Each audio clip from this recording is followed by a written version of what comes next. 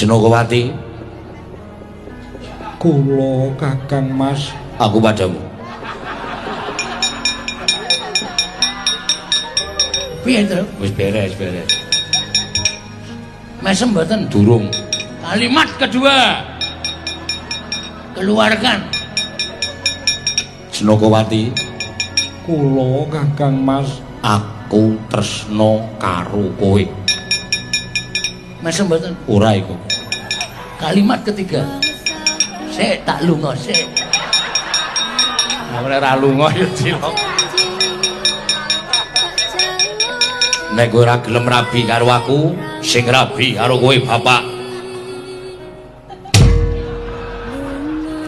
Ngopo ya, Pak? Wah, kok ngono. Bagong sing ngandani. Wah. Pedro. Nun. Aku ya, Gong. Ayo kono. Wonten dawuh. Aku redi. Oh, biar. Weh, Gong, kuwi pitik sapa nggo ngopi tadoh banget kuwi. Sampai jumpa.